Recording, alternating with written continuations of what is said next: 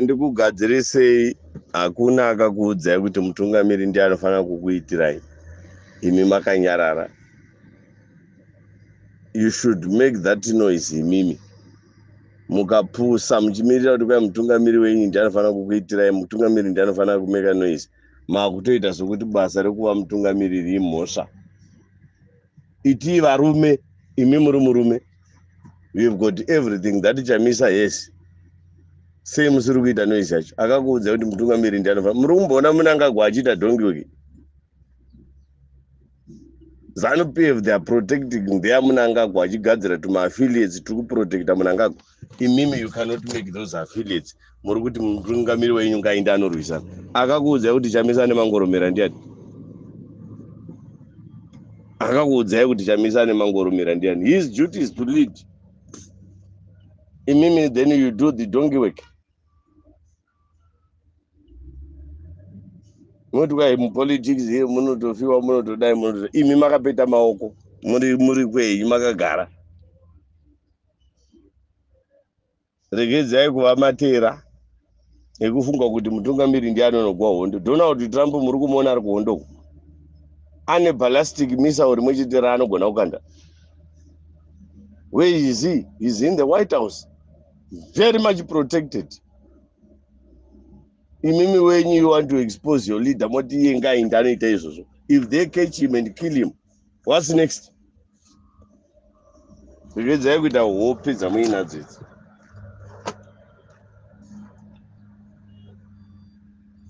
Iti varume let's fight. Vanhu vari kuita zvinhu zvezvo ndevezano. Vari kuponda vamwe ndevezano, let's revenge. Ndo zvinotaurwa kuti leader wenyu ngainde kuti kwai politics kunofiwa unotodzoka uri mupenyu watofa.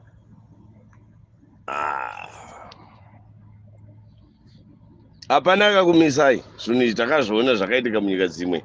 Dzidzai mune dzimwe nyika. Makaiona nomubvongwa mupopoti yakaitwa paMozambique apa yakaiuta chi. Besides kutoti vanhu mabatana imi ndima kudzoserana nevanhu vari kuita izvozvo vezano. Ya, chimurenga chochitangira ipapo. Kwete zvekuti muri kuti Chamisa ogangano kuva ne-18,000 people. I don't think you are correct there. Saka uri kunzi uri kuti chiwe politics dzauri kudzidza ndedzipi. Chamisa ndo maainze monani. Isu vamwe takanga tisitomvurimo mupeji pacheko. Takanga tisitomvuripo papeji raChamisa ipapo. Saka koma amwe mapeji ose. Iroro rikaita vanhu vasasamudi ndiroro koma amwe ari kuvambwa ezvino nemamwe ari kumuka nevamwe vanhu vachiri vanyuwani. Kana uchida kuona kuti zvauri kutaura zvimeke sense, iti paitwe maelection apo. Mangwana chaiye. Ukaona wese kuda kutiza, kwese kuda kutizwa maelection, kuda kutizwa kuda kuitwa maelection, kutoziva. Kwese zviri kuitwa zvese izvi kuti makotsi captured makotsi heta akazoita chi kwese kwauri kuonawo. Ukaona munhu anorambidzwa nekupa chemberi chikafu chose.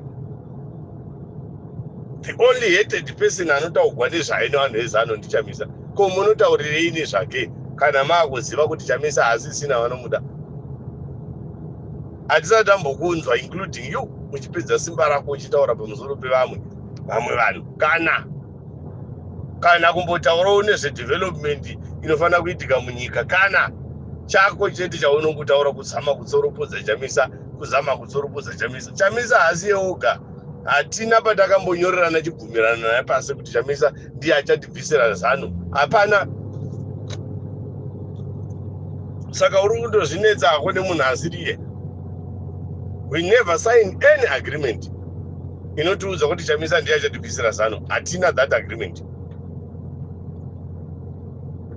Saka uri kungozvinetsa zvako. Peji rako iroro ndo 1 kune mamwe 100 kana 1000 asiri iroro. Ukatarisa nhamba iri papo papeji racho ipapo pamwe haisviki kana 2000. Saka hatisi kuvhundusiwa, vamwe hatitomboripo papeji pacho ipapo. Saka zviziva kuti tiri kune mamwe mapeji mufuti. Ipo pano pagurupu uchida kuita statistics dzako munogona kunge muri 2 kana 3 vasiri kuda Chamisa. Pano ko kune mamwewo. Taurai zvenyu leader. Kune vamwe vakuona vanoda mari, vanoita politics dzemari. Ivavo ngavainde. Ingawani akavaudza kudhara kuti anoda politics dzemari ngainde. Ngainde. Same as Julius Malema akataura, ini vanhu vanoda politics dzekuvenga ma-Africans. It's better don't vote me. Leave me alone kana muchida kuita politics dzekuti hey hatidi vamwe vanhu vekuAfrica, hatidi vekakati, hatidi vekakati. Africans muchiprotecta the white minority. Muchiti munoda varungu, mapepa munongomabvunza murungu anotochaira kucrossa. Ingava Durban kucrossa from Cape to Cairo, ingava Cape Town anocrossa nepakati, ingava Joburg anocrossa nepakati murungu. I never saw any policeman achimisa murungu kuti tone passport. They are just there to harass black people. Julius Malema told them again, if that is the case, is he not the leader of a party today? He's still a leader of a party. Saka vaya vakuona kuti Chamisa haasi kugona ngavaende kuri right. Ivavo ngavafome avo vaite zviri right ivo. Kuda vakanyanya kugona kudarika tototevera futiko. Leadership quality yemunhu haigoni kudistortiwa nemanyepo nezvinotaurwa nevanhu. Especially vanhu vakatotadzawo chikoro asina kana subject. Leadership quality yemunhu iri mumunhu, chipo chinenge chiri mumunhu. Vaya vechipo chavo chokuvenga nevanoda mari ngavaende kunotamba maiweri. Kune vamwe vakutoona sekuti kuzani kuri kudliwa, vakutofunga ndoda inonotya. And a lot of people again vari muzani imomo, vamwe vacho havatodi zvikuitika. They are just there to preserve zvinhu zvavo kana kuchengetedza zvinhu zvavo kana kuti to protect zvinhu zvavo. Havasi vese futi vari muzani imomo. If you want to be honest, vazhinji vacho havatodiwo zviri kuitika ipo paya. Ndosaka uchiona vana Geza vakabuda, ndosaka uchiona vana Nyoka yeMabhunu vakabuda, ndosaka uchiona a lot of people havasi kuwirirana nezvirimo izvo. Saka hazvimbori zvitsva izvo. Ungataura zvori kwai page ripi, vanhu vari kumuataka ndivanani? Pane dhoo here rinokiwa iri kunzwa na vakanga vachimbomukuza ndivari kumuataka riripo. Chinhu chokuti unongovhura unoisa comment, wangokomenda, who knows kuti vari kukomenda ndivanani? Ndikaki varakasheveza nawo ndo vari kunokomenda imomo.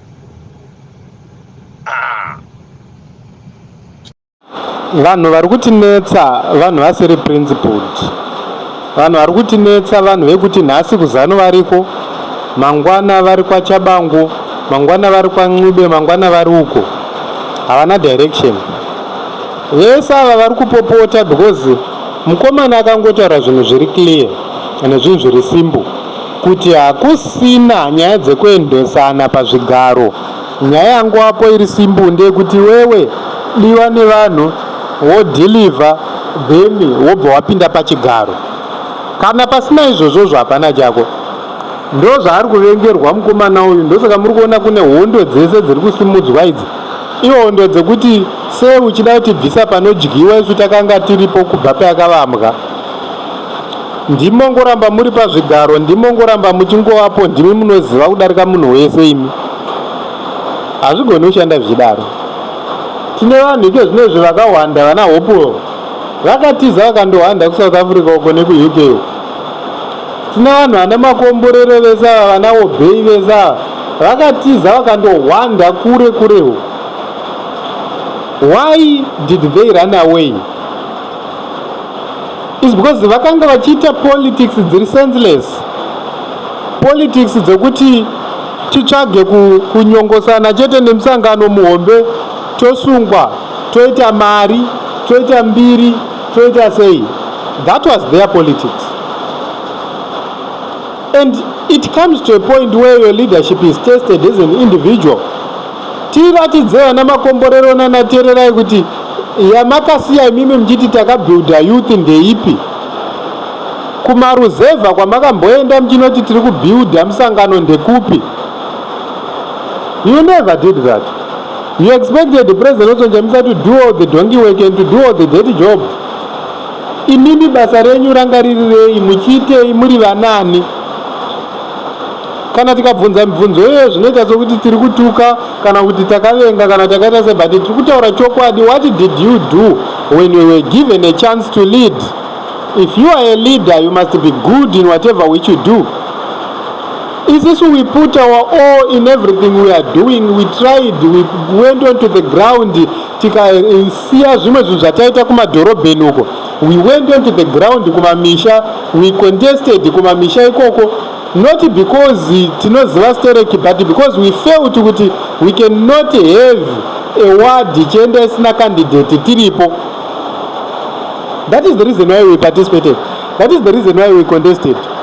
It's because we believed that we have to make a difference. We believed that we have to campaign for the president, campaign for the MP, and make sure that we get the votes. In as much as we lost those elections, we improved something which is commendable. Imimaiva kupi, despite being on social media, mchitukira, mchita dai madai wana Freeman chari vachimhanya unoposta zvinhu online kuti hanziona icho chichatibatsira kutransmita results. Chichokubatsira seiko kutransmita results instead of you working to make sure kuti we have maximum support. We were busy doing mapping isinana mzoro. At your best, leadership ikakuteerera leadership ikakunzwai, but takazviona kuti zvinhu zvamuri kuita hazvina musoro, because at the end of the day you failed to deliver. But after you failed to deliver, you continue to cast a blame on someone. Now you want to form your own thing. Muruda kudzokera ku PDP kwenyu nekuseri kweruare. You come and try to lecture us how to do things.